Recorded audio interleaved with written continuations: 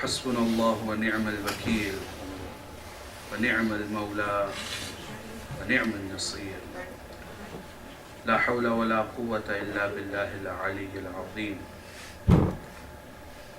أعوذ بالله من الشيطان الرجيم. بسم الله الرحمن الرحيم.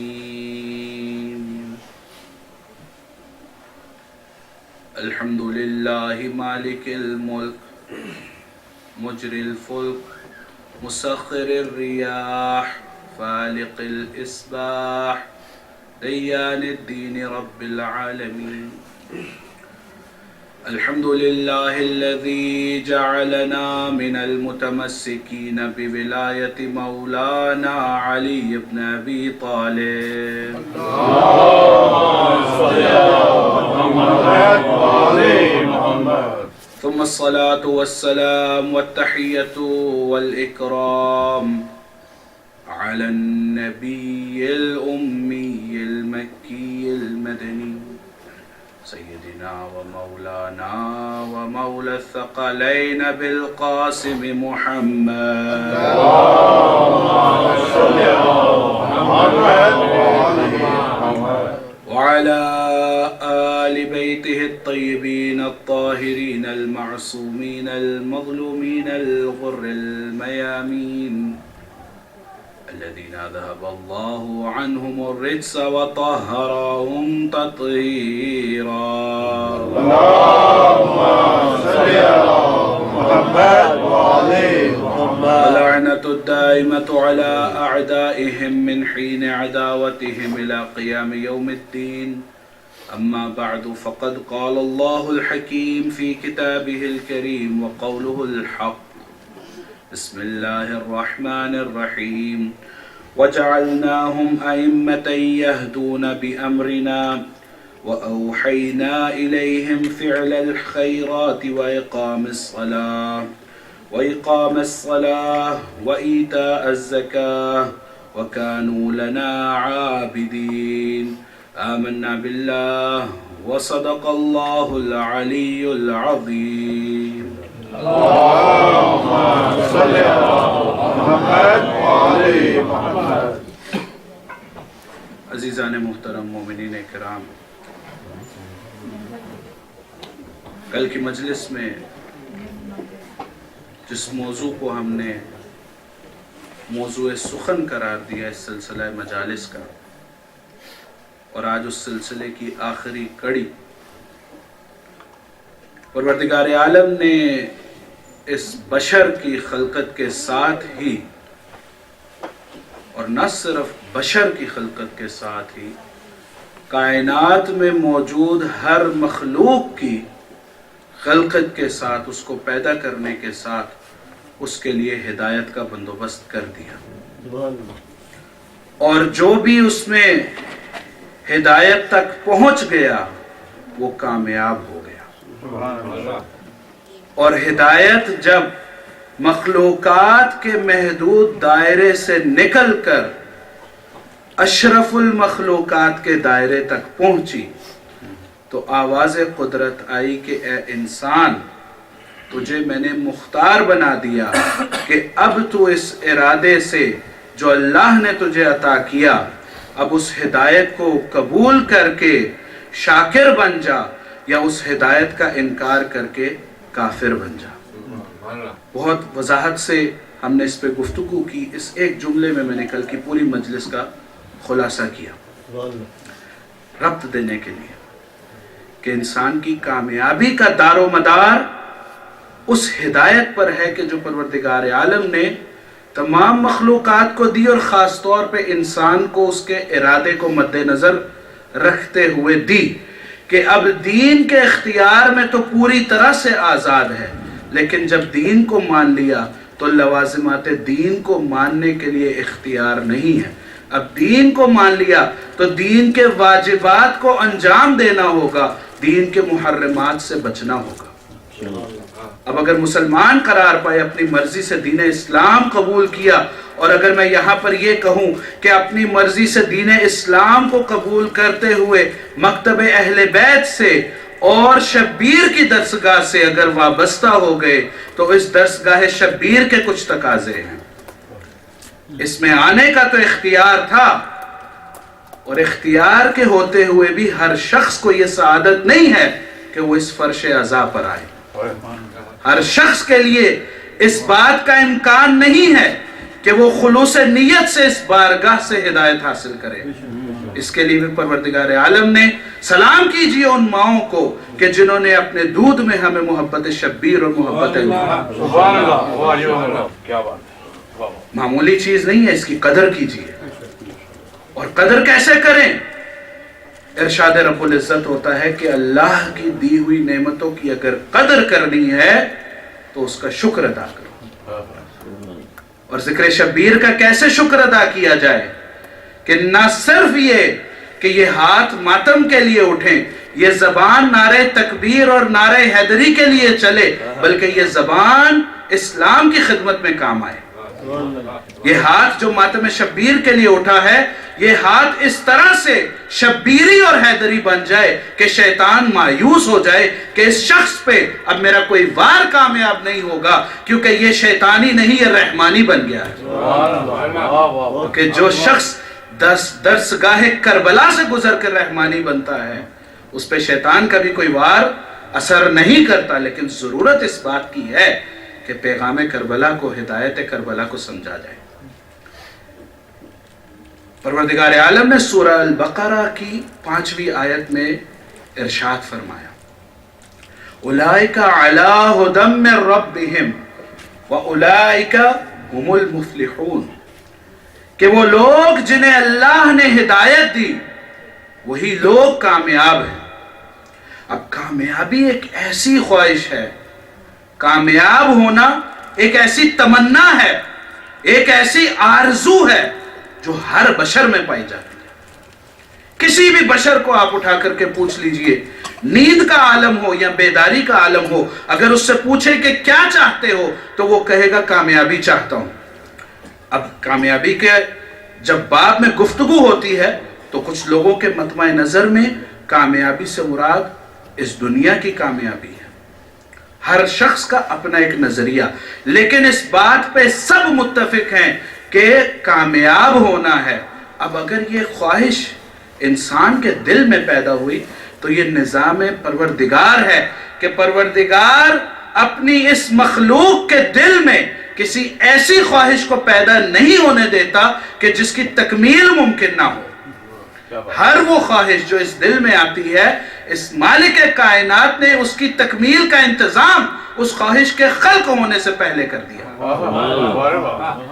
اس پروردگار کی رحمانیت، اس کی رزاقیت، اس کا لطف، اس کا کرم دیکھیے کہ کسی بھی چیز کی خواہش بعد میں پیدا ہوتی ہے، وہ پہلے موجود ہوتی ہے. اور یہاں پر اپنے معیار کو بلند کریں اور اس کامیابی کو سمجھیں کہ جو پروردگار نے کامیابی دی ہے. اور کون سی کامیابی؟ اس سے پہلے کہ میں اس کامیابی کی مزید وضاحت کروں، خواہش کے باب میں شاید اس جملے کو بہت سے اذہان پوری طرح سے سمجھ نہ پائے ہوں کہ بہت سی خواہشیں ہیں کہ جو پوری نہیں ہوتی.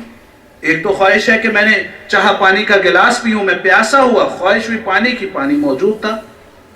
کھانے کی آرزو ہوئی، کھانا موجود تھا، کھا لیا. تو یہ بات تو سمجھ آ گئی کہ چیزیں موجود ہیں تو ان کی خواہش پیدا ہوئی. لیکن اس بات کی سمجھ نہ آئی کہ کسی ایسی چیز کی خواہش کی جو میری دسترس میں نہیں ہے. تو سمجھ یہ آئے گی، علماء و حکاماء اس بات کا بیان کریں گے کہ اس کی دو قسمیں ہیں. ایک بالفعل ہے کہ جو آپ کے سامنے ہے، جو آپ کے لیے واقع ہے، اور ایک بالقوہ ہے کہ جس کا امکان محال نہیں ہے، وہ آپ کی دسترس سے باہر ہے. لیکن اگر آپ چاہیں تو پروردگار عالم کی ذات وہ آپ کے لیے فراہم کر دے گی. یہ اس کی رحمانیت کا تقاضا ہے کہ جب اس نے خلق کیا اور خواہش آپ کے دل میں آئی، ہاں اب یہ بات الگ ہے کہ جب خواہش مانگی جائے، کسی چیز کی خواہش کا انسان ارادہ کرے، کسی چیز کو چاہے کہ اللہ اس کو فراہم کرے، تو یقیناً اس بات کو سوچے کہ میں اپنے خالق سے کون سی چیز مانگ رہا ہوں، کیا میں ان دنیاوی چیزوں کی خواہش کر رہا ہوں یا اس چیز کی خواہش کر رہا ہوں جو نہ صرف میری دنیا کو بنا دے گی بلکہ میری آخرت کو بھی کامیاب کر دے گی۔ اور انسان کو سوچنے کے لیے مانگنے کا سلیقہ ہونا چاہیے۔ بعض اوقات ہم سلیقہ نہ رکھنے کی وجہ سے اپنی حاجات کو مانگ نہیں پاتے، ہم اس دنیا کی بھول بھلیوں میں اس طرح سے گم ہو جاتے ہیں کہ ہم بھول جاتے ہیں کہ اصل کامیابی کیا ہے، اصل خواہش کیا ہونی چاہیے، اصل دعا کیا ہونی چاہیے۔ تو یہ تو کرم ہے پروردگار عالم کا کہ ہمیں اس امام سے متمسک فرمایا کہ جس نے دعاؤں کا وہ نادر و نایاب ذخیرہ ہمارے لیے پیش کر دیا کہ ایک ایک دعا کو پڑھتے جائیے، اپنی معرفت کو بڑھاتے جائیے اور دعاؤں سے نہ صرف اپنی حاجات کو مانگتے جائیے بلکہ سید سجاد کی اس کتاب صحیفہ کاملہ کی ایک ایک دعا کو پڑھتے جائیے اور اپنے ایمان کے درجے کو بڑھاتے چلے جائیے۔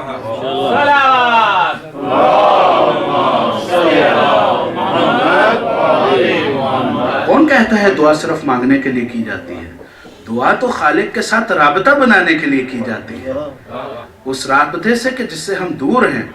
پڑھیے کتابیں جناب سید سجاد کی اور دیگر ائمہ کی کہ کس خوبصورتی سے وہ انسان جو اپنے مقصد کو بھول گیا کس طرح سے خالق کے ساتھ اس انسان کو دوبارہ مربوط کیا۔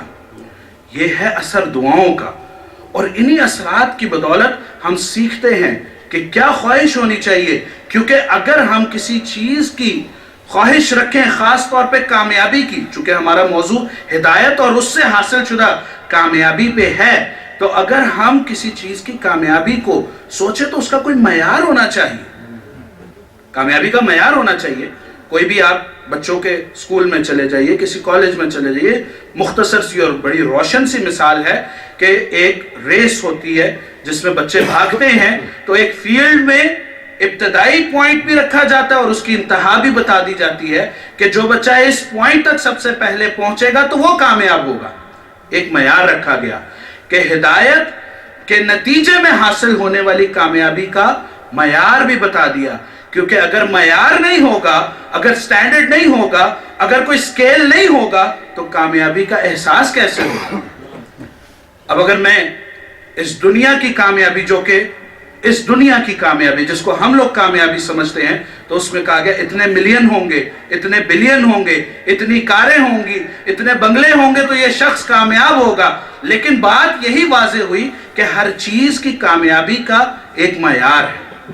اب جب معیار ہے، ایک سٹینڈرڈ ہے، تو اب معیار دو طریقوں سے ہو سکتا ہے۔ یہاں یہ کہ ہم انسان سے وہ معیار سیکھ لیں، انسان سے کامیابی کا سٹینڈرڈ سیکھ لیں، یا یہ کہ خالق انسان سے کامیابی کا سٹینڈرڈ سیکھیں۔ کیونکہ انسان سے اگر سیکھیں گے تو ہر بیٹھا شخص اپنی انفرادی سوچ اور اپنے انفرادی خیال کی وجہ سے کامیابی کا ایک الگ ہی میزان رکھتا ہے۔ آپ کسی کے پاس چلے جائیں گے، پوچھیں گے کہ میں کامیاب ہوں، تو اگر تو یہ شخص مال و دولت کو کامیابی کا میزان سمجھتا ہے اور اگر آپ سے زیادہ مال و دولت رکھتا ہے تو یقیناً آپ کو کہے گا آپ کامیاب نہیں ہیں اور آپ کو ڈپریشن میں مبتلا کر دے گا۔ تو نہیں جانا چاہیے ایسے لوگوں کے پاس پوچھنے کے لیے، رائے اور مشورہ اس سے لیں جو رائے دینے کا اہل ہو۔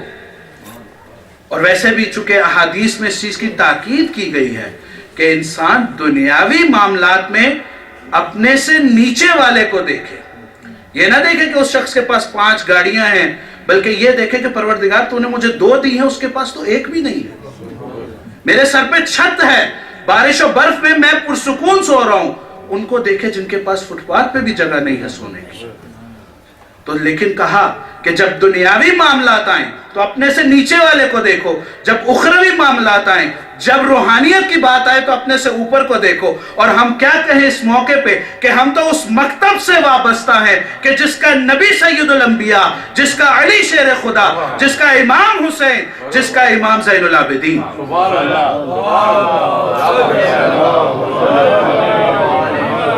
ہمیں عبادت کو دیکھنے کے لیے، ہمیں مقام تقرب پروردگار کو دیکھنے کے لیے کسی جھوٹے پیر فقیر کی ضرورت نہیں ہے، کیونکہ ان کے پیروں کے پیر امام زین العابدین سید الساجدین ہمارے سامنے موجود ہیں۔ تو اگر روحانیت میں دیکھنا ہے تو کسی دربار پہ جانے کی ضرورت نہیں، بلکہ سب سے اوپر دیکھو۔ خوش نصیبی ہے ہماری اس مکتب سے وابستہ ہے۔ تو معیار ہر شخص کا ویری کرتا ہے۔ اب اگر کسی امیر آدمی کی بجائے آپ کسی غریب آدمی کے پاس چلے گئے، آپ کے پاس اس سے زیادہ دولت ہے، اس نے کہہ دیا آپ تو بہت کامیاب ہیں، آپ نے سب کچھ چھوڑ دیا کہ میں تو بہت کامیاب ہوں۔ کسی تیسرے کے پاس گئے، اس کے ذہن میں سٹینڈرڈ تھا کہ آپ کے پاس اچھی فیملی ہے، بیوی بچے ہیں، تو آپ کامیاب ہیں۔ کسی دوسرے کے پاس گئے تو اس نے کہا کہ میں تو اس سے تنگ آیا ہوں پچھلے 10 سال سے، آپ نے شادی کی، بچے ہوئے تو آپ ناکام ہو گئے۔ یعنی سٹینڈرڈ بدلتے جا رہے ہیں، معیار بدلتے جا رہے ہیں۔ انسان اپنی اس محدود سوچ کی بنیاد پہ معیار دیتا جا رہا ہے جو انسان کی زندگی کو، کیونکہ طے تو یہ پایا تھا کہ ہم کامیابی کی طرف چلیں گے، تو وہ معیار مل رہے ہیں جو انسان کی تنزلی کا شکار بنتے ہیں۔ تو طے یہ پایا کہ انسان سے معیار نہ لو، کیونکہ اگر ہر چہرے سے، ہر فرد سے معاشرے میں اگر سند کامیابی لوگے تو در در کی ٹھوکریں کھاؤ گے۔ اگر سند کامیابی لینی ہے تو اس خالق سے لو کہ جس نے نہ صرف تمہیں خلق کیا بلکہ تمہاری تخلیق کے ساتھ تمہاری کامیابی کا انتظام کر دیا۔ ہدایت کا انتظام، جیسے کہ کل ہم نے گفتگو کی کہ انسان کی تخلیق کے ساتھ ہی کامیابی وہیں پر بتا دی۔ اب ادھر ادھر اس سے سند لینے کی یا اس سے سند لینے کی یا گینیس بک سے پوچھنے کی یا فوربس میگزین سے پوچھنے کی یا کسی دوسرے تیسرے بینک اکاؤنٹ سے پوچھنے کی ضرورت نہیں، بلکہ اس میزان پہ، اس پیمانے پہ اپنی کامیابی کو پرکھو کہ جس کو اللہ نے تمہارے لیے قرار دیا۔ اگر اس میزان پہ پورے اترتے ہو تو سمجھ لو کہ اس ہستی کے چاہنے والے ہو جس نے اس دنیا سے جاتے ہوئے کہا فزت ورب الکعبہ، کہ رب کعبہ کی قسم میں کامیاب ہو گیا۔ تو اب کامیابی کا معیار اللہ سے لینا ہے۔ جب کامیابی کا معیار اللہ سے لینا ہے اور ہدایت کے ذریعے کامیابی ہے تو پھر ہم اپنا ہی کام شروع کر دیتے ہیں، ہدایت لے لیتے ہیں، کسی خارج سے، کسی باہر سے ہدایت کی ضرورت نہیں۔ میرے پاس ماسٹرز ڈگری ہے، پی ایچ ڈی ڈگری ہے، میرے پاس بہت تعلیم ہے، میرے پاس بہترین پروفیشن ہے، مجھے کسی سے ہدایت لینے کی کیا ضرورت ہے، میں تو سمجھدار ہوں۔ تو آواز قدرت آئے گی، اے انسان تو اپنا اچھا برا نہیں سمجھتا، تو اپنے نفع و نقصان کو نہیں جانتا، ہدایت اس سے لے کہ جو تیرا نفع و نقصان جانتا ہے، کیونکہ اگر تو اس سے ہدایت لے گا جو تیرا نفع و نقصان نہیں جانتا تو کبھی بھی کامیابی کے زینے تک نہیں پہنچے گا۔ کامیابی کے زینے تک پہنچنے کے لیے ضروری ہے ہدایت اس سے لے کہ جو جانتا ہے، جس نے خلق کیا ہے۔ شاید اس بات کو میں دوسرے الفاظ میں مثال کے ذریعے پیش کروں تو اور وضاحت ہو جائے گی کہ بعض اوقات ہماری زندگی میں جب ہم اپنے ذریعے سے اور الہی ذریعے کو چھوڑ کے ہدایت لیتے ہیں اور کامیابی کے معیارات طے کرتے ہیں تو وقت اور زمانے کے ساتھ ساتھ بدلتے ہیں۔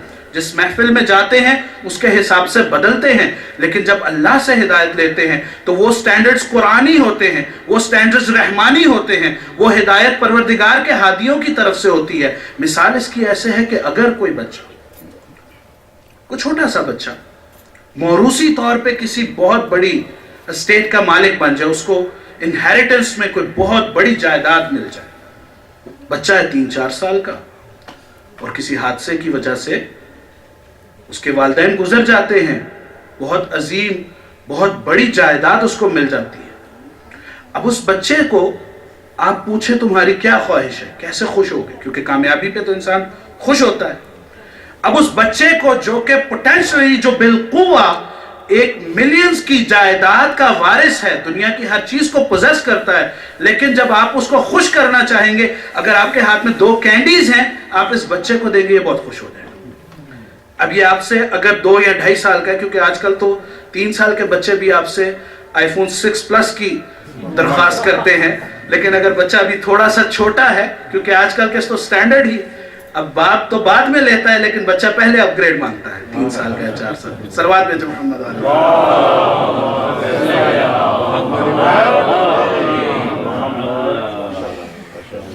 تو یہ بچہ صرف ان 2 کینڈیز میں یا اس بسکٹ کے ایک ٹکڑے پہ خوش ہو جائے گا کہ مجھے دنیا کی بہت بڑی نعمت مل گئی، میں تو کامیاب ہو گیا، لیکن اب اسی بچے کو بڑا ہونے دیجئے، اسی بچے کو تھوڑا شعور کی منزلوں پہ پہنچنے دیجئے۔ جب یہ 30 سال کا ہو جائے گا اور جب ایک دفعہ اپنی اس معصوم سی خوشی کو کہ جس کو اس نے کامیابی کے حاصل ہونے پہ سوچا تھا، اب اس کی طرف دیکھے گا تو کہے گا بالکل عبث تھی وہ بات۔ اب تو ملینز کے بھی پروفٹ ہوتے ہیں تو وہ کہتے ہیں یہ کامیابی نہیں ہے، بلکہ اب تو وہ اس سے بھی بڑھ کر سوچتا ہے۔ تو طے یہ پایا کہ انسان وقت کے گزرنے کے ساتھ، تجربے کے ساتھ ساتھ چیزیں سیکھتا ہے اور اس کی کامیابی کی تعریفیں بدلتی رہتی ہیں۔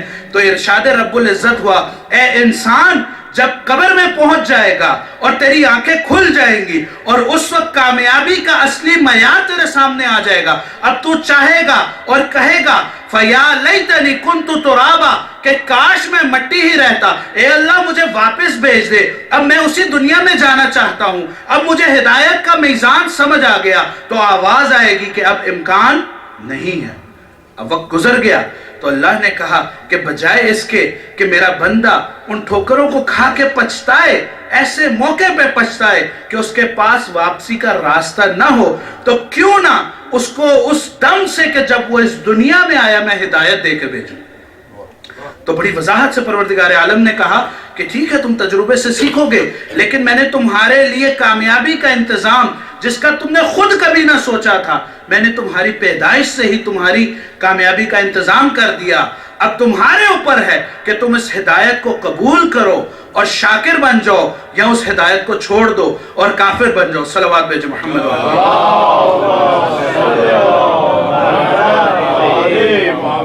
اور پھر جب ہدایت کے بعد میں گفتگو ہوئی تو ہم اس نتیجے پر پہنچے کہ پروردگار عالم نے قرآن بھیجا ہمارے لیے، پروردگار عالم نے ہادی بنا کر بھیجے، اور آج جس آیہ مجیدہ کی تلاوت کا شرف میں نے ابتدائی گفتگو میں حاصل کیا اس کا بھی ترجمہ کرتا چلوں۔ ارشاد رب العزت ہوتا ہے وَجَعَلْنَاهُمْ أَئِمَّةً، کہ میں نے تم لوگوں کے لیے امام بنا دیے، ہادی بنا دیے، میں نے تم لوگوں کے لیے ہدایت کرنے والے بنا دیے، جو اللہ کے حکم سے اللہ کی وحی پر تمہاری ہدایت بھی کرتے ہیں اور نیک اعمال انجام دیتے ہیں۔ اور یہی وہ لوگ ہیں جو پروردگار عالم کے برگزیدہ عابد ہیں، یہی وہ لوگ ہیں جو ہمارے ہادی ہیں۔ اور جب ہم نے اپنی گفتگو کو کل اس مقام پہ پہنچایا، چونکہ آج بنیادی طور پہ ذکر امام رضا علیہ السلام ہوگا، تو میں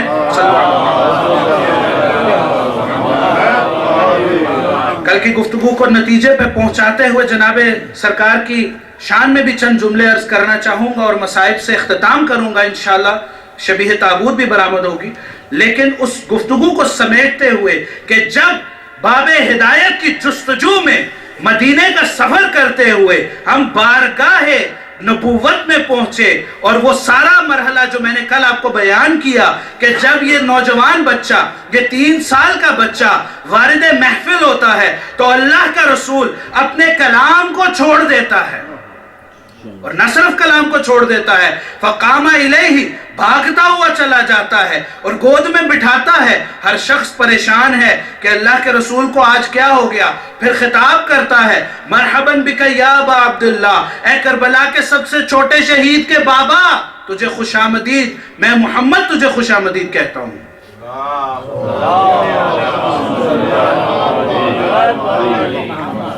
اور پھر جب لوگوں نے بہت سے تعجب کا اظہار کیا اور پھر جب اس قصیدے کا اگلا مصرع کہا تو بہت سے لوگوں نے، جب وہ مصرع ہضم نہ ہو سکا تو یہاں سے آگے کی بات آپ کی خدمت میں عرض کر دوں کل کی حدیث کے حوالے سے، کہ جب بہت سے لوگوں نے وہاں پر یہ سوال کیا، کیونکہ پہلے تک تو وہ حیران ہو رہے تھے کہ وہ اللہ کا رسول کہ جس کے لیے ملائکہ انتظار کرتے ہیں، وہ اس بچے کے لیے رک گیا، اٹھ کے آگے بڑھا، خوش آمدید کہا، اور پھر اس طرح سے مخاطب کیا کہ جیسے کسی سید و سردار کو کرتے ہیں، اور پھر وہ جملہ ارشاد فرما دیا کہ جب صحابہ کے بالکل حوصلے جواب دے گئے، پہلے تو خوف رسالت میں چپ رہے، لیکن یہاں تک کہ جب سنا کہ یا زین السماوات والارضین، کہ اللہ کے اس نبی کے ہوتے ہوئے اللہ کا وہ نبی حسین کو آسمانوں اور زمینوں کی زینت قرار دے رہا ہے، تو صبر نہ ہوا، ابی ابن کعب کو اپنا نمائندہ بنایا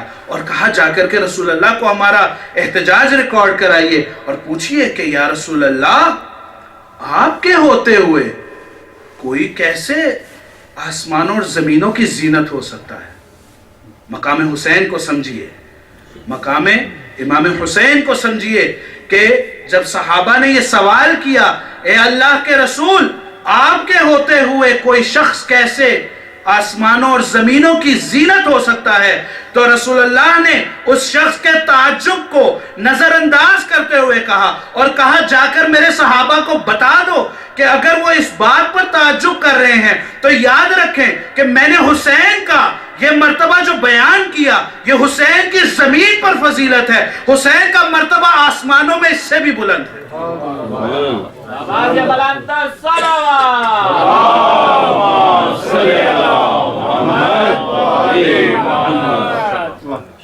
اور حسین کا مرتبہ زمینوں پر کیا ہے؟ کل آپ نے سنا کہ ایک زمین نہیں، کچھ زمینیں نہیں، بلکہ جتنی بھی زمینیں ہیں، جتنے بھی آسمان ہیں، ان پہ حکومت اللہ کی اور حسن حسین کا۔ یہ ہے مقام حسین کا زمین پر۔ تو اگر زمین پہ یہ مقام ہے کہ زمین کی اور آسمان کی زینتوں کا حسن حسین ہے، تو قیامت پہ اور عرش بری پہ حسین کا کیا مقام ہوگا؟ اس مقام تک تو پہنچنا ممکن نہیں۔ اور پھر اس کے بعد کہ جو سوال لے کے آئے تھے کہ اب سوال سے ہماری مشکل حل ہو جائے گی، بجائے اس کے ان کی مشکل حل ہوتی، وہ تو اور سوال میں پڑ گئے، اور اللہ کے رسول نے کہا میری بات ختم نہیں ہوئی، ابھی میری بات سنو۔ مقام حسین دیکھیے کہ کیسے ہادی بنائے اللہ نے، ہمارے لیے کیسے ہادی بنا دیے۔ نہ صرف یہ کہ رسول اللہ نے فرمایا کہ یہ مرتبہ جو میں نے تمہارے لیے بیان کیا یہ زمین پر حسین کا ہے، آسمانوں پر حسین اس سے بھی بلند ہے، اور پھر اس کے بعد کہا کہ جب میں معراج پر گیا، عظمت حسین سنیے، پوری طرح توجہ کر کے عظمت حسین سمجھیے کہ اللہ کا وہ نبی جو صادق و امین ہے، جو کوئی کلام نہیں کرتا مگر یہ کہ وحی کا نزول نہ ہو، وہ نبی جو تمام انبیاء کا سردار ہے، وہ کہہ رہا ہے کہ جب میں معراج پر گیا اور جب میں نے عرش الہی کا مشاہدہ کیا، تو جب عرش کے داہنی جانب میں نے دیکھا تو قلم قدرت سے پروردگار نے وہ فیصلہ، وہ اٹل فیصلہ تحریر فرمایا جس میں لکھا تھا کہ حسین چراغ ہدایت ہے اور حسین کشتی نجات ہے۔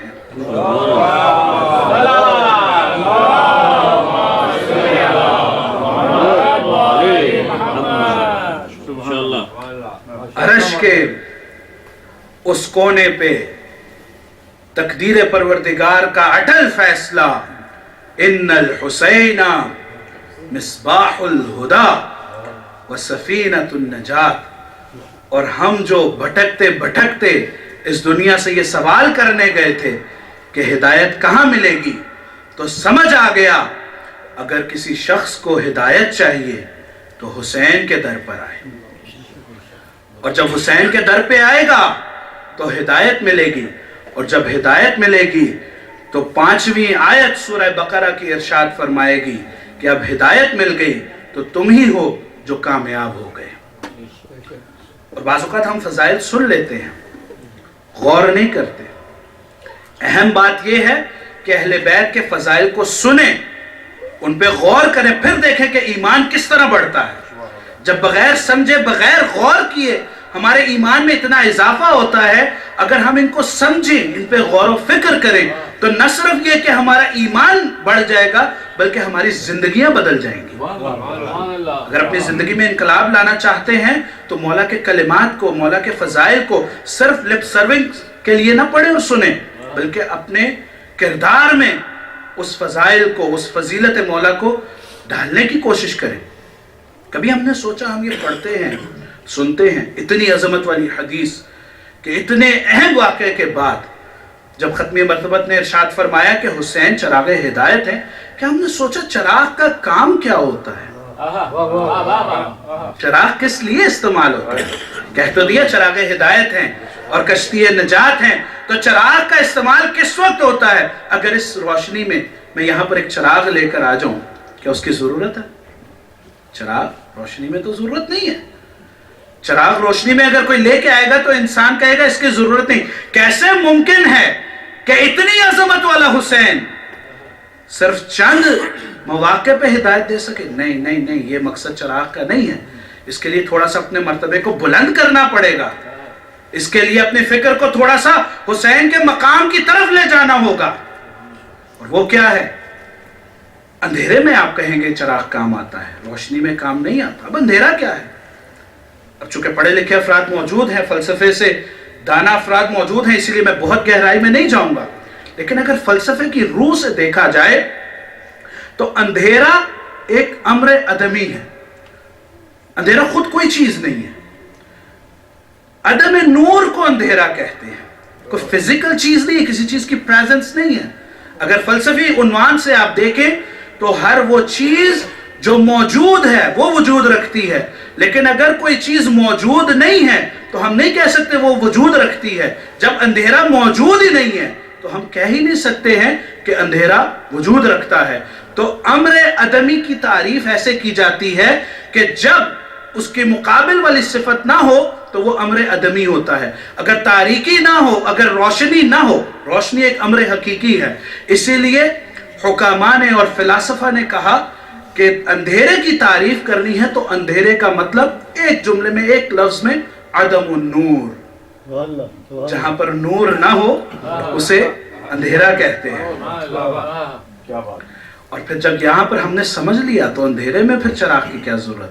بلکہ بات یہاں پر چلی کہ اس انسانی خصلت و فطرت میں جب بہت سی چیزیں ابہام پیدا کر دیتی ہیں، کیونکہ اندھیرے کا لازمہ، عدم النور کا لازمہ کیا ہے؟ اب اگر یہاں پر نور نہیں، اندھیرا کچھ بھی نہیں، نور نہیں ہے، آپ اس کمرے میں وارد ہوں، آپ تو روز آتے ہیں، میرے جیسا کوئی آدمی وارد ہوگا ٹٹولتا آئے گا، کبھی اس دیوار کے ساتھ سر ٹکرائے گا، کبھی اس کھڑکی کے ساتھ سر ٹکرائے گا، کبھی یہاں پر ٹھوکر کھائے گا، کبھی وہاں پر ٹھوکر کھائے گا. تو طے یہ ہوا کہ جب جہاں پر نور نہیں ہوتا وہاں پر ابہام پیدا ہو جاتا ہے. اندھیرا پیدا نہیں ہوتا، ابہام پیدا ہو جاتا ہے. اس بات کو سمجھیے اور انشاءاللہ آپ کو سمجھ آئے گی. ایک منٹ بعد جب میں اس جملے سے اس کو منطبق کروں گا کہ ہماری اس تعریف اندھیرا اور روشنی سے کہ انسان، اندھیرا کوئی چیز نہیں ہے، انسان اس عدم النور کی وجہ سے جب اس کو ابہام پیدا ہو جاتا ہے تو اس کو کسی چیز کی ہدایت کی ضرورت ہوتی ہے. تو پروردگار عالم کا ارشاد ہوگا، اللہ کے نبی محمد مصطفیٰ کا ارشاد ہوگا کہ جب صلو علی محمد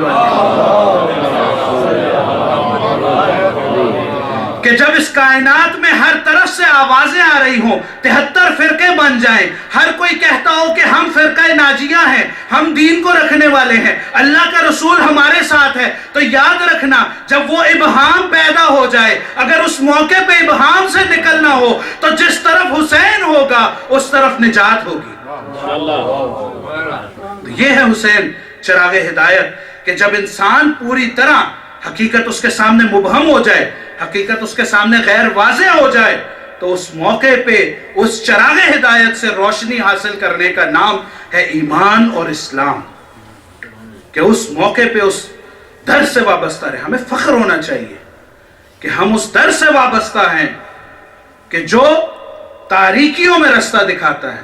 اور نہ صرف یہ، ہمیں اس حسین پہ فخر ہو جانا چاہیے کہ جس کے در سے جو متمسک ہو گیا.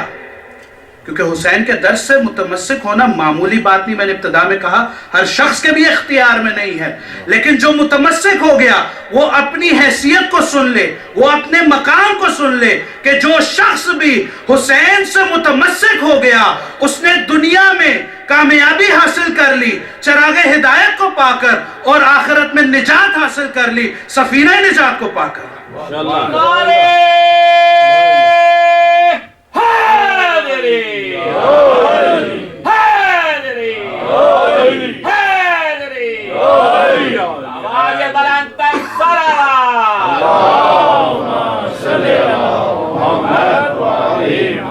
جو اس در سے، جو اس حسین سے متمسک ہو گیا تو اس نے چراغ ہدایت سے ہدایت پا لی اور سفینہ نجات سے آخرت میں نجات پا لی.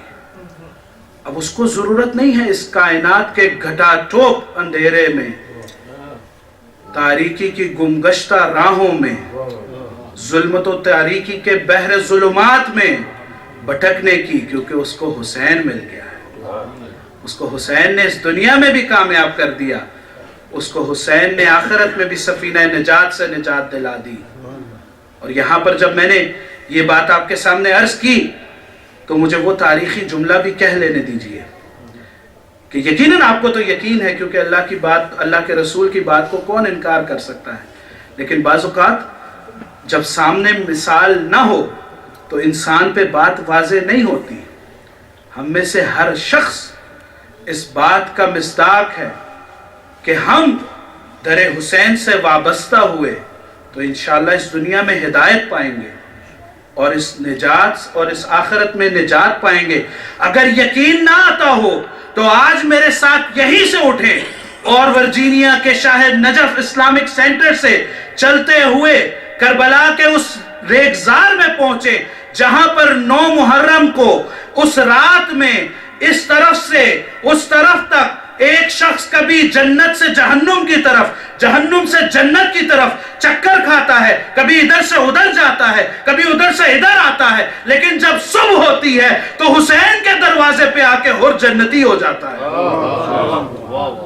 یہ ہے چراغ ہدایت کہ جب ساری رات اس ظلمت کی تاریکی میں گمگشتہ راہوں میں ہر کبھی جہنم سے جنت کی طرف فیصلہ نہیں کر پا رہا، لیکن جب فیصلہ کر لیتا ہے کہ حسین کے در پہ آ جائے تو پھر وہ مقام پاتا ہے کہ جو مقام بہت سو کو نصیب نہیں ہوتا۔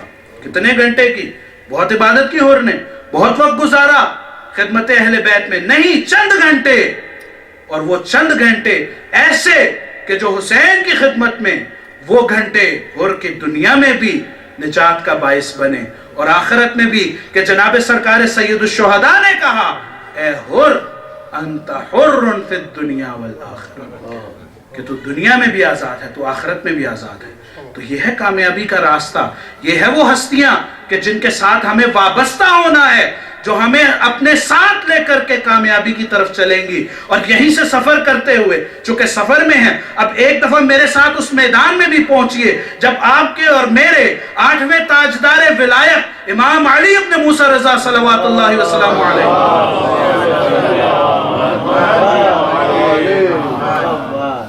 اپنے سفر میں جب ایک دفعہ نیشاپور پر پہنچتے ہیں، وہ مقام جہاں پر لوگ کہتے ہیں کہ یبنا رسول اللہ کہ اب ہمیں ان لوگوں سے نجات دلائیے جو آتش کی پرستش کرتے ہیں۔ ان لوگوں نے پتھر پر آگ روشن کی ہے اور کہتے ہیں یہی ہمارا خدا ہے۔ تو امام نے کہا مجھے لے جاؤ، امام تشریف لے گئے اور اس پتھر پر جب اپنے قدم مبارک کو رکھا تو آگ خاموش ہو گئی، پتھر نے ان نشانوں کو ثبت کر لیا اور وہ بت پرست اور وہ آتش پرست ایک دفعہ اشہدو ان لا الہ الا اللہ واشہدو ان محمد رسول اللہ صلی اللہ علیہ وآلہ وسلم۔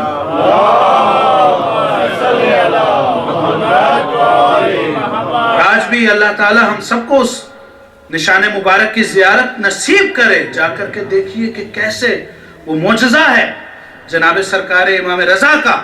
اور جب نیشاپور میں پہنچ گئے، اب چونکہ چراغ ہدایت ہے، چراغ ہدایت کا جانشین ہے، اب لوگ جانتے تھے، لوگوں کا مجمع اکٹھا ہو گیا۔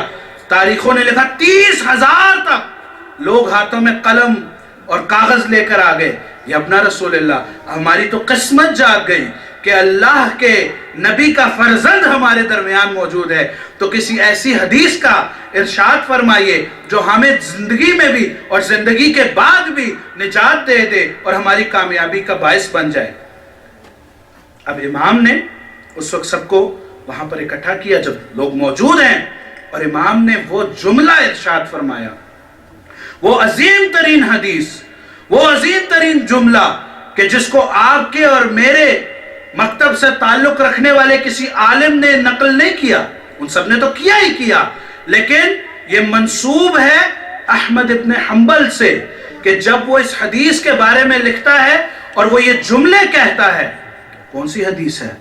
حدیث سلسلۃ الذہب، گولڈن چین، جس کی کڑیاں سونے کے پانی سے اور سونے سے لکھی جانی چاہیے، ایسی قیمتی حدیث کہ آپ کے اور ہمارے مولا اس حدیث کا جب اس عرض نیشابور میں ارشاد فرماتے ہیں تو کہا یہ گیا کہ جب لوگوں نے اصرار کیا کہ کوئی ایسا کلمہ بیان کریں تو امام نے شروع کیا اور کہا کہ مجھ سے میرے بابا موسیٰ کاظم نے کہا، ان سے ان کے بابا جعفر صادق نے کہا، ان سے ان کے بابا محمد باقر نے کہا، ان سے ان کے بابا سید سجاد نے کہا، ان سے ان کے بابا حسین ابن علی نے کہا، ان سے ان کے بابا علی مرتضیٰ نے کہا، اور علی مرتضیٰ سے احمد مجتبیٰ نے کہا، احمد مجتبیٰ کو جبرائیل امین نے کہا، اور جبرائیل امین کو خالق لم یزل نے کہا۔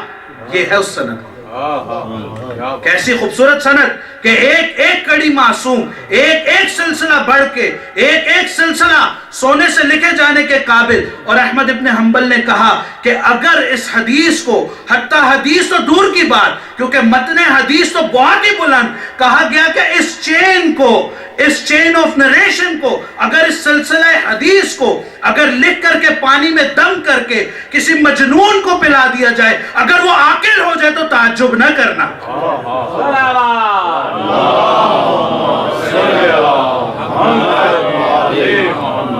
صرف ان ائمہ کے ناموں کو لکھ کے اگر کسی مجنون کو پلا دیا جائے اور وہ عاقل ہو جائے تو تعجب نہ کرنا۔ تو یہ تو چین کی، یہ تو اس سند کی، یہ تو اس سلسلہ تو ذہب کی بات ہے۔ اب جو حدیث فرمائی اس کا مقام کیا ہوگا؟ جب لوگ اکٹھے ہو گئے، لوگوں نے ہاتھوں میں اپنے پینسلیں اور کاغذ کو، قلم اور کاغذ کو رکھا، تو میں یہاں پر کہوں گا یا ابن رسول اللہ، او ہمارے آقا و مولا، تاریخ کی ستم ظریفی دیکھیے کہ یہی لوگ تھے، یہی امتی تھے، اور اسی امت کے ہی چند لوگ تھے کہ جب آپ کے جد امجد نے کہا کاغذ اور قلم لے آؤ تو ایک شخص نہ آیا۔ آج 30,000 کا مجمع ہے اور کہہ رہے ہیں کہ آپ ارشاد فرمائیے، ہم کاغذ و قلم لے کر بیٹھے ہیں۔ یہ اللہ کا وعدہ ہے، اللہ کا وعدہ ہے۔ پریشان مت ہوا کریں کبھی جب یہاں پر محسوس ہو کہ ظلم ہوتا ہے، نہیں، اللہ کا وعدہ ہے کہ ہمیشہ کامیابی مومنین کے لیے ہے۔ اللہ تعالیٰ آزماتا ہے، جو ثابت قدم رہتے ہیں کامیابی انہی کا مقدر ہوتی ہے، کبھی تاخیر سے، کبھی کچھ اور وقت سے۔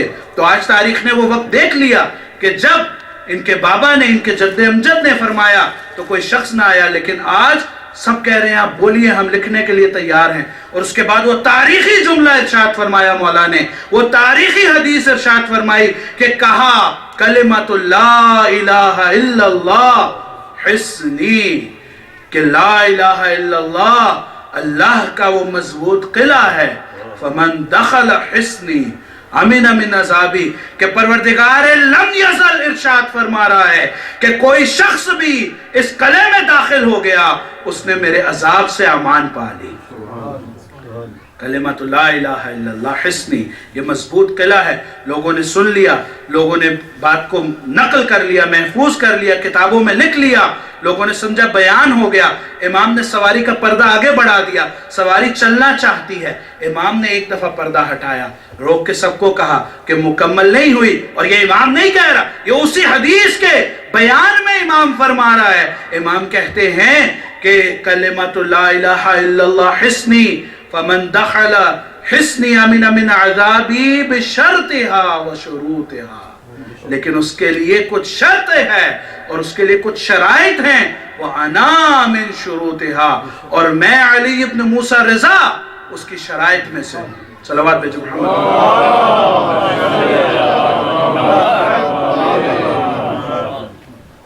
تو یہاں پر بہت سے لوگ جنہوں نے اس وقت قلموں کو بند کر کے دفتر لپیٹ دیے کہ امام نے بھی وہی بات کی کہ جو لوگ کہا کرتے تھے حسبنا کتاب اللہ، ان کی تو امیدوں پہ بالکل پانی پڑ گیا۔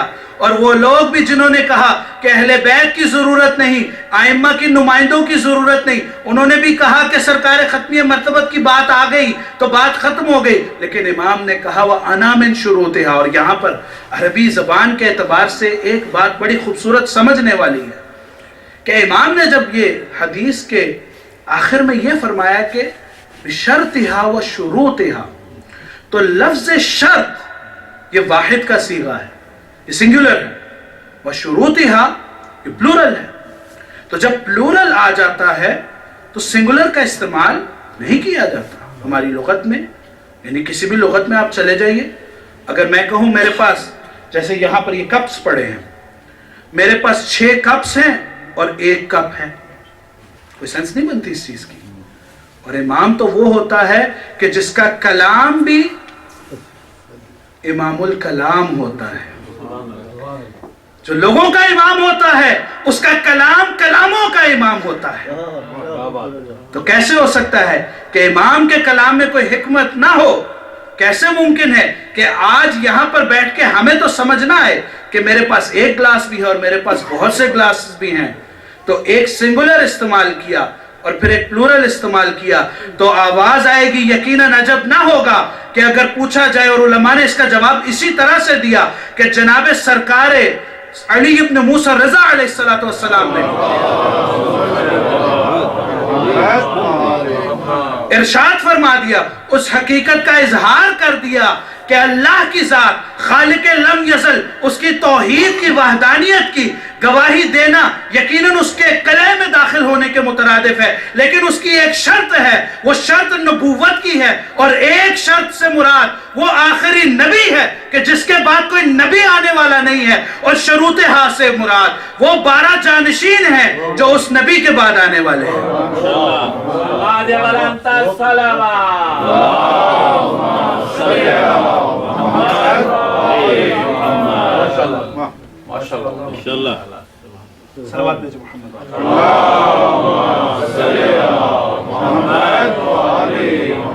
شرطہا و شروطہا، اور پھر اس چیز پہ کیسا خوبصورت کرینہ، یہ نہیں کہا کہ میں شرط ہوں، بلکہ کہا میں شروط میں سے ہوں، میں ان 12 شرطوں میں سے ہوں کہ جو اس رسول کی جو شرط اہم ہے اس کے بعد آنے والی ہے۔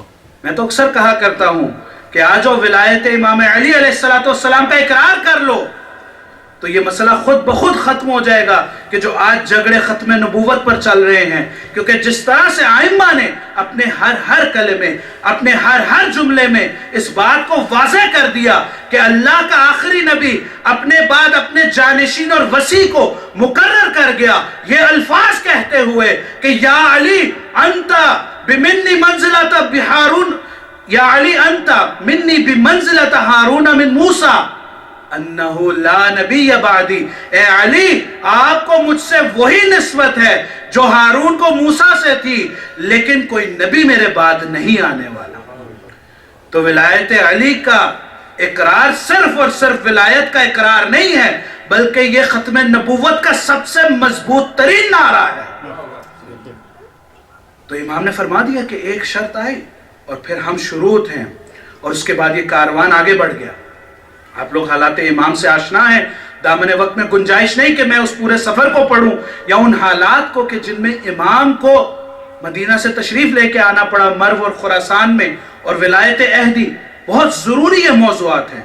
کوشش کیجئے اپنی زندگی میں اس چیز کو راسخ کیجئے کہ ائمہ کے حالات زندگی کو پڑھیں، کیونکہ بعض لوگ بہت ظلم کرتے ہیں اور اس چیز پہ اعتراض کرتے ہیں کہ امام نے ولایت عہدی کیوں قبول کی، امام کے اختیار میں نہیں تھا۔ تاریخ کو پڑھیں، کاش میرے پاس وقت ہوتا یا کسی اور وقت پہ میں اس بات کو آپ کے سامنے وضاحت کروں کہ کیا حالات تھے، کن وجوہات کی بنیاد پہ امام تشریف لائے بلکہ مجبور کیا گیا ہے، اور کن حالات کی بنیاد پہ ولایت عہدی مامون کو قبول کیا۔ بہت دقیق حالات ہیں۔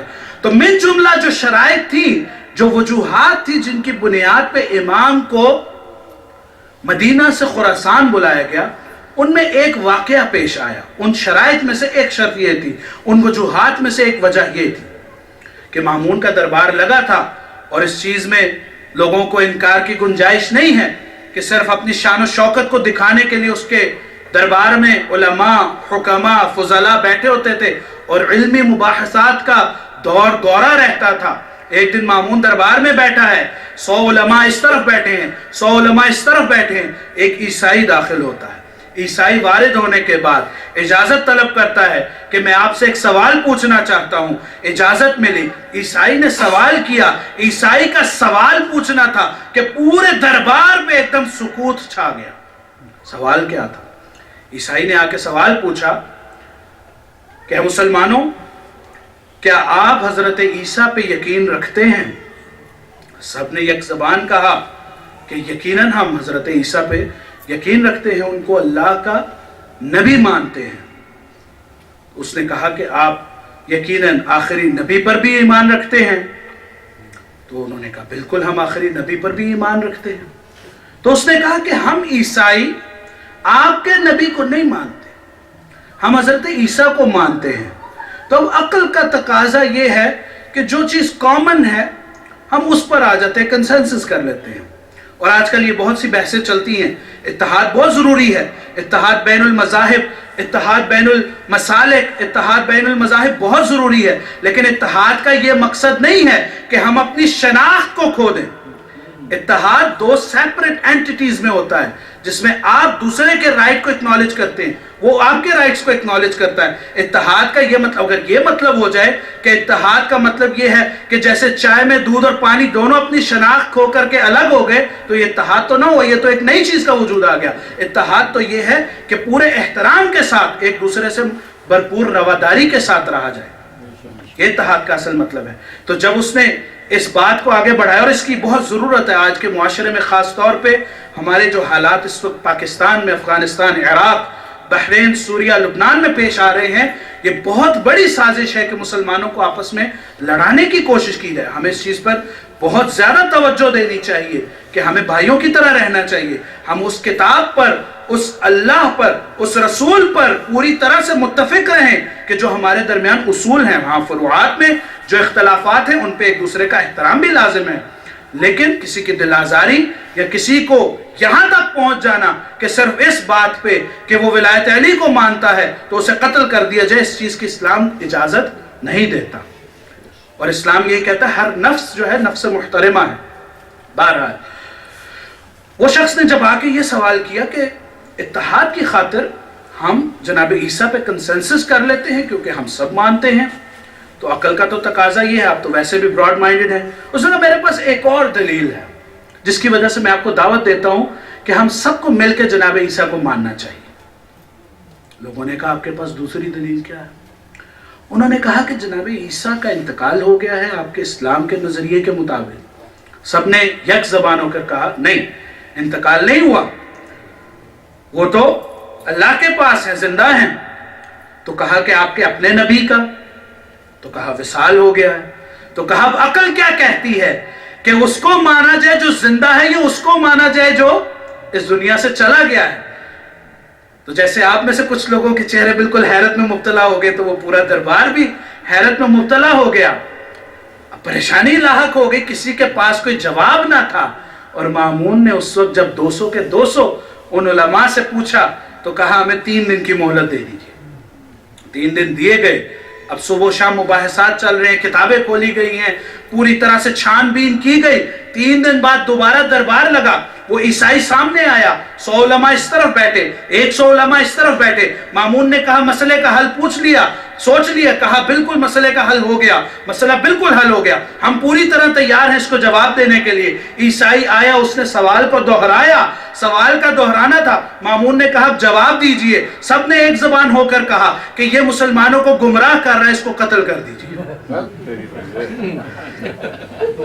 इस शख्स ने मुसलमानों में फितना फैलाया है, इसने मुसलमानों के मुकद्दसात की तौहीन की है, इसका जवाब यह है कि इस शख्स को कत्ल कर दे।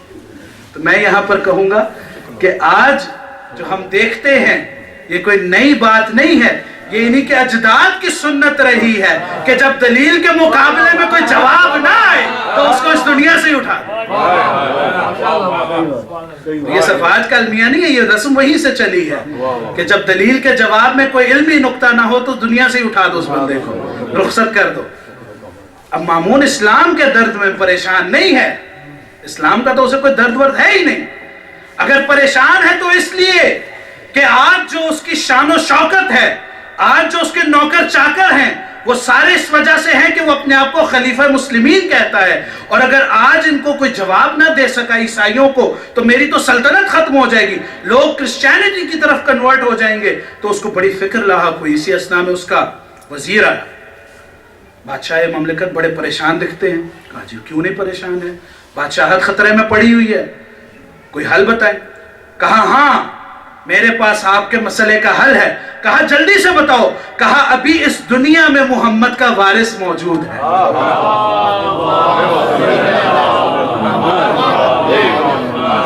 जब किसी मसले का हल पेश ना आए, समझ ना आए, तो वो लोग भी उसी दर पे सर झुकाते हैं कि जो कहता है कि मैं मदीना इल्म हूं और अली उसका दरवाजा है। तो कहा गया अली के उस जानशीन अली को, अली इब्न मूसा रजा को बुलाया जाए। तो ये एक वजह थी, बहुत सी वजूहात और भी थी, जैसे मैंने कहा दामन वक्त में गुंजाइश नहीं। अब बड़ा मुख्तसर करते हुए कि जब इमाम तशरीफ लाए, दरबार तैयार किया गया। अब दरबार की हैयत इस तरह से है कि वो उलमा बैठे हैं और मसनद लगी है और बराबर में इमाम की मसनद मौजूद है। इमाम मसनद पे तशरीफ फरमा है और वही ईसाई आया, आकर के सवाल दोहराया। मामून ने कहा सवाल पूछो, उसने कहा इन्हीं से पूछना है। तो इनसे तो पूछ चुका हूं, ये तो मेरा कत्ल के फतवे सादर कर चुके। कहा इनसे नहीं पूछना, उससे पूछो जो दुनिया की हर चीज जानता है, जो उस चीज को जानता है कि जिसको इस दुनिया का कोई शख्स नहीं जानता, क्योंकि वो है कि जिसके बाबा ने, जिसके दादा ने, जिसके जद ने मिंबर कूफा पर बैठ के कहा सलूनी सलूनी क़ब्ल अन तफ़क़िदूनी, कि आओ पूछो मुझसे जो पूछना चाहते हो। तो ये तो वारिस मिंबर सलूनी है, आकर के इससे पूछो। तो जब सवाल किया गया, अब ये है अजमत इमाम, ये है इल्म इमाम। समझिए कोई लंबी चौड़ी बहस की बात ही नहीं, एक जुमले में पूरी तरह से उसको चारों शाने चत कर दिया। सवाल पूछा, वही सवाल दोहराया कि अगर आप मोहम्मद सल्लल्लाहु अलैहि वसल्लम को भी मानते हैं और ईसा को भी मानते हैं तो कंसेंसस करते हैं, एक नबी पर मुत्तफिक हो जाते हैं। दूसरा सवाल भी पूछा कि वो तो इस दुनिया से तशरीफ ले गए और ईसा जिंदा हैं, तो उसकी हमें अताअत करनी चाहिए जो जिंदा हैं। इमाम ने जब कहा कि तूने अपना सवाल पूछ लिया, तो कहा सवाल पूछ लिया। इमाम ने एक जुमले में इरशाद फरमाया कि मैं उस ईसा को नबी मानता हूं, मैं उस ईसा को जानता हूं जब इस दुनिया में आया तो आते ही मोहम्मद की नबूवत की गवाही दी और मोहम्मद की बिशारत को लेके आया। जो ईसा मोहम्मद को नबी नहीं मानता, मैं उसको मानना तो क्या, मैं जानता भी नहीं हूं। वो ईसा कि जिसने खुद अपने पैरवान को, अपने फॉलोअर्स को, अपने चाहने वालों को, अपने डिसाइपल्स को सबको बता दिया कि मेरे बाद अल्लाह का आखिरी नबी आने वाला है। तो दूसरे सवाल की तो गुंजाइश ही ना रह गई ना, क्योंकि जब ये बात साबित हो गई कि तुम लोग ईसा पे इल्जाम लगा रहे हो, तुम लोग ईसा की उस हक्कानियत से रूगर्दान हो गए हो जिसमें उसने अल्लाह के आखिरी नबी की बिशारत दी, जिसमें खुद ईसा ने कहा कि मेरा फख्र है वो नबी कि जो आखिर में आएगा, जो अल्लाह का आखिरी नबी होगा, कि जिस पे सिलसिला नबूवत तमाम होगी। सलावत भेजो।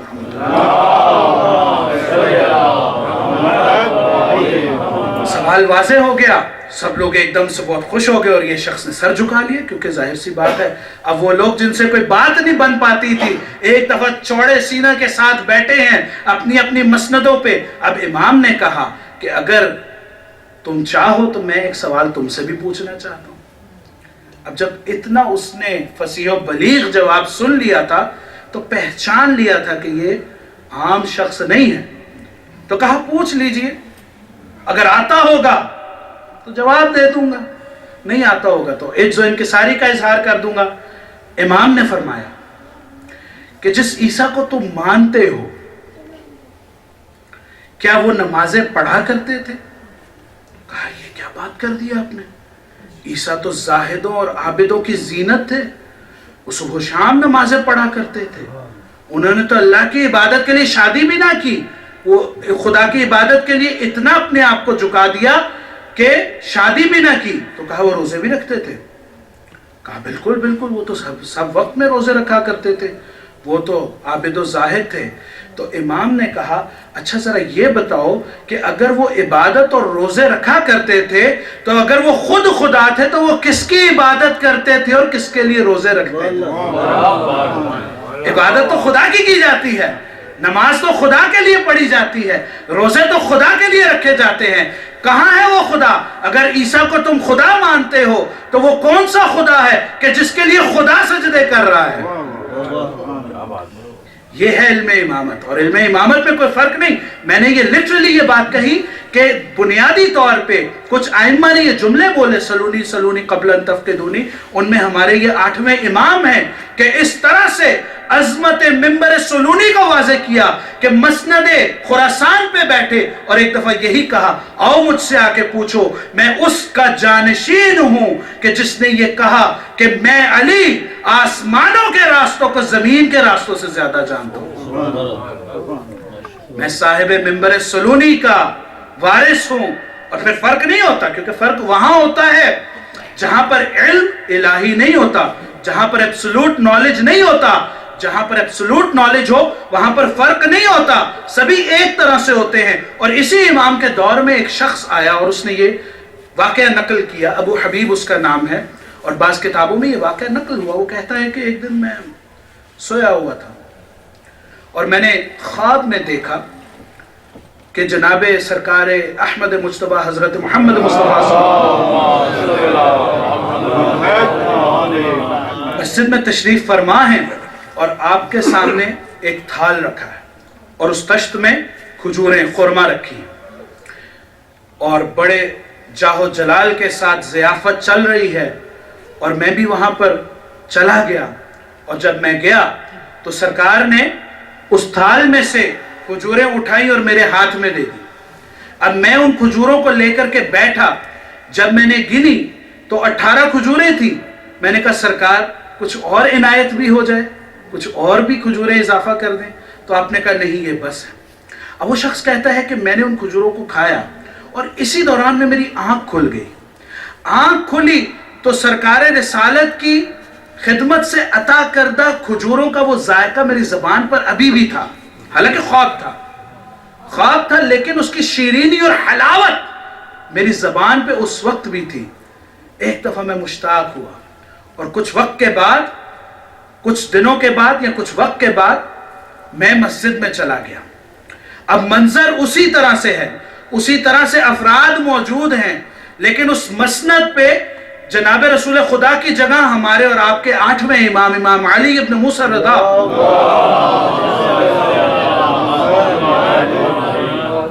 تشریف فرما ہیں. اور جب میں نے دیکھا کہ آپ بیٹھے ہیں تو میرے دل میں تمنا پیدا ہوئی. میں پاس گیا، میں نے سلام کیا، السلام علیکم یا ابن رسول اللہ. آپ نے جواب دیا، آپ نے ہاتھ بڑھایا، تھال میں سے کچھ کھجوریں اٹھائیں، میرے ہاتھ میں ڈال دی.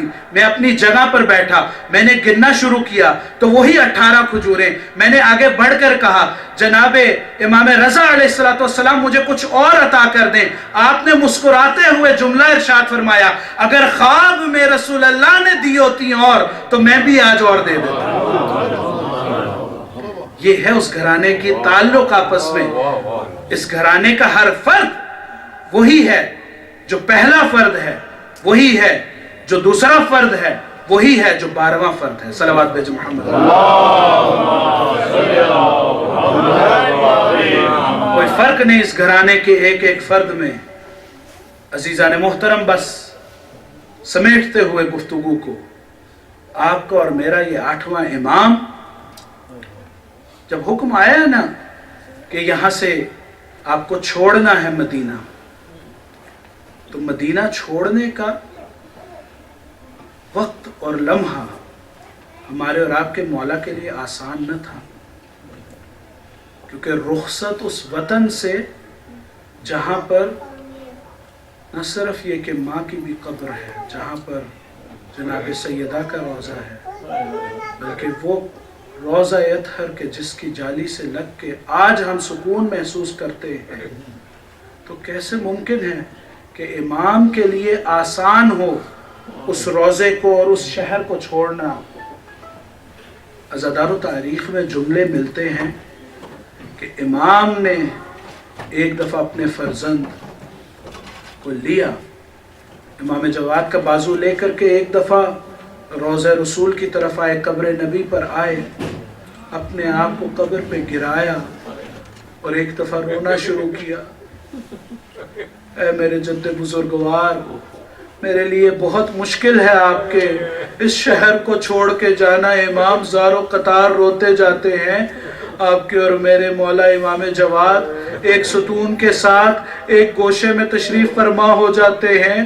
امام نے گریہ وزاری کی، ایک دفعہ الوداع کہا، اب الوداع کہہ کے چلنا چاہتے ہیں، جب نظر دوڑائی تو اپنے بیٹے اپنے فرزند امام جواد کو دیکھا، ایک دفعہ کہا بیٹا چلو۔ امام جواد نے ایک دفعہ بابا کی طرف دیکھ کے کہا آپ نے اس طرح سے قبر رسول سے رخصت لی جیسے اب آنا ممکن نہ ہوگا۔ اجرکم اللہ، اجرکم اللہ۔ عزادارو، جب ایک دفعہ امام نے رخصت لی اور ایک دفعہ گھر پہ تشریف لے آئے، بقی سے ہوتے ہوئے گھر تشریف لے آئے، اب گھر میں آنا تھا، ایک دفعہ بیبیوں کو اکٹھا کیا، بیبیوں سے کہا آؤ اور جی بھر کے مجھ رضا غریب کی زیارت کر لو اور جتنا چاہو مجھ پہ رو لو۔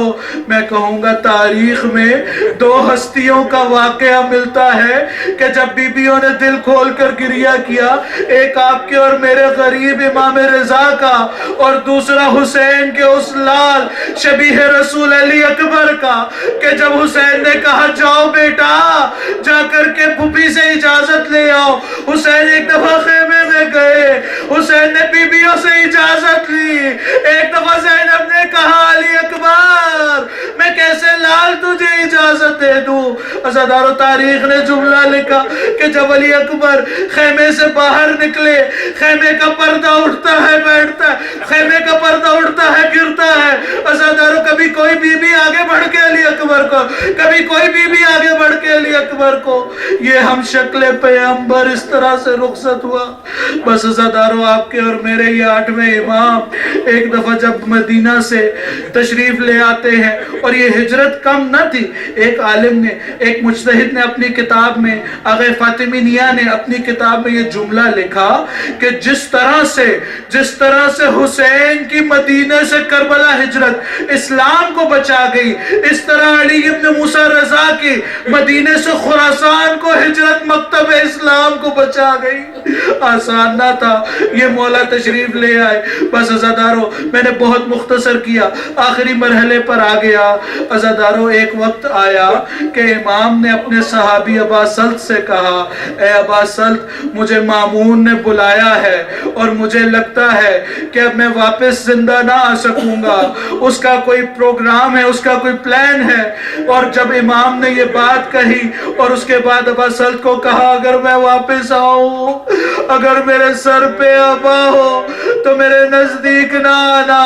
بس عزادارو، امام دربار مامون میں جاتے ہیں، انگوروں کو پیش کیا گیا، انگوروں میں زہر ملایا گیا، امام نے چاہا کہ نہ لیں لیکن اس ظالم نے مجبور کیا، امام نے ایک انگور کھایا، حالت متغیر ہوئی، مامون نے کہا اور کھائیے، امام نے کہا اے ظالم تیرا کام ہو گیا، مجھے اب اور انگور کی ضرورت۔ امام زہر کے اثر میں ایک دفعہ گھر کی طرف آ رہے ہیں۔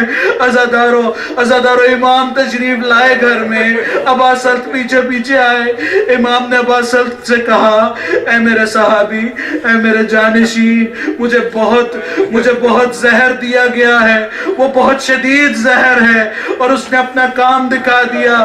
ہاں یاد رکھنا کہ جب میں اس دنیا سے چلا جاؤں تو میرا غسل و کفن نہ کرنا، کیونکہ میرا بیٹا جواد مدینے سے آئے گا، کیونکہ امام کا غسل و کفن سوائے امام کے کوئی نہ کر سکتا ہے۔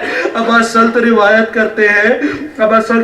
کرتے ہیں کہ امام کی حالت متغیر ہونا شروع ہوئی، امام کی حالت بدتر ہوتی چلی جا رہی ہے۔ اگلا دن آیا کہ جب امام کے چہرے پہ زہر کے اثرات نمودار ہوئے اور امام کی حالت غشی کی حالت کے قریب پہنچی، کہتا میں نے ایک دفعہ کمرے میں دیکھا ایک نورانی چہرہ، میں نے کہا آپ کہاں سے تشریف لائے؟ کہا وہیں سے جہاں سے اسرار امامت اور جہاں سے اللہ کے حکم کی وجہ سے، جس اللہ نے مجھے مدینہ سے یہاں تک پہنچایا، فرمایا اس اللہ نے مجھے میرے باپ کے جنازے کو کفن اور دفن دینے کے لیے مجھے اجازت امامت سے اجازت پروردگار سے میں اس کمرے میں موجود ہوں۔ بس عزادارو ایک دفعہ اباسلط روایت کرتے ہیں کہ امام جواد اس کمرے میں گئے جہاں پر امام رضا ہیں، ایک دفعہ اپنے سینے کو بابا کے سینے پہ رکھا، اسرار امامت منتقل کیے۔ میں ہاتھ جوڑ کر عرض کروں گا مولا بڑا سخت مرحلہ ہے اور اسرار امامت آپ اس حالت میں لے رہے ہیں کہ جب آپ کے بابا اس دنیا سے زہر کے اثر میں رخصت ہو رہے ہیں، لیکن میرے مولا ہمارا لاکھوں سلام سید سجاد پر ہو کہ جب اسرار امامت کا موقع آیا تو بابا یہ زہرا کا لال حسین سید سجاد کے شانے کو ہلاتے ہوئے بیٹا سجاد بیٹا سجاد مجھ سے اسرار امامت کو لے لو۔ ایک دفعہ سجاد نے جب آنکھیں کھولی تو بابا کے چہرے پہ خون، بابا کے ہاتھوں پہ خون، بابا کی قمیض میں خون۔ پہلا سوال کیا بابا بابا اینا علی الاکبر، اے بابا میرے بھیا کہاں ہے؟ کہا قد قتل۔ ایک ایک کا پوچھتے جاتے ہیں، ایک ایک کا پوچھتے جاتے ہیں، یہاں تک کہ ایک دفعہ پوچھا این عمی العباس، کہاں میرے چچا عباس؟ کہا ظالموں نے شہید کر دیا۔ اجرکم اللہ، اللہ کو کوئی غم نہ دے سوائے غم محمد و آل محمد پہ، ان آنسوں والی آنکھوں پہ پروردگار اپنی رحمت کرے۔ بس آخری جملہ سن لیجئے اور میں نے مصائب کو تمام کر دیا۔ بس عزادارو یہاں پر ایک جملہ، ایک واقعہ وہ جو تاریخ میں ملتا ہے کہ ہمارے اور آپ کے 8ویں امام یہ مجلس امام حسین کرایا کرتے تھے، اور جب مجلس امام حسین کراتے تھے تو ذاکروں کو بلایا کرتے تھے۔ تاریخ نے لکھا ایک دفعہ دیبل خزائی کو بلایا اور کہا کہ تو نے کوئی مرثیہ کہا؟ کہا مولا میں نے مرثیہ کہا۔ ایک دفعہ چادر کو آویزاں کیا، ممبر کو تیار کیا، دیبل تو اپنا مرثیہ پڑھ۔ دیبل ممبر پر بیٹھا، مرثیہ شروع کیا۔ مرثیے کے بند بڑے بڑے دردناک ہیں، مجھ سے پڑھا نہ جائے گا، آپ سے سنا نہ جائے گا، ایک شعر بس پڑھوں گا۔ ابتدائی شعروں میں یہ کہا اے فاطمہ الزہرا، اے نبی مرسل کی بہترین دختر نیک اختر، میں حیران ہوں کہ آپ کیسے اپنے ان ستاروں کو اس کائنات میں ڈھونڈتی ہوں گی جب آپ کا ایک ستارہ مدینہ میں دفن ہے، جب آپ کا دوسرا ستارہ نجف اور کربلا میں دفن ہے، اور پھر جب کہا کہ آپ کا ایک ستارہ بغداد میں دفن ہے، یہاں پر کہہ کے مرثیہ ختم کیا۔ ایک دفعہ امام رضا نے کہا کہ اے دیبل آگے پڑھ۔ کہا یہ اپنا رسول اللہ آگے نہیں آتا۔ کہا دیبل اب یہ پڑھ کہ اے سیدہ جب پلے بغداد سے فارغ ہو جانا تو خراسان میں اپنے بیٹے رضا کی قبر پہ آ جانا۔ بس عزادارو دیبل نے یہ جملہ کہنا ہی چاہا کہ ایک کنیز پردے سے آئی، اے دیبل خاموش ہو جا۔ جیسے ہی بی بیوں نے یہ جملہ سنا جناب معصومہ کم پہ غش آ گیا۔ میں ہاتھ جوڑ کے کہوں گا بی بی اپنے بھائی کی شہادت کی خبر سنی اور غش کھا گئی، میرے ساتھ اللہ زینبیہ پر آئے، زینب 70 قدم سے، اور یہ ملعون حسین کے گلے کو اس شہید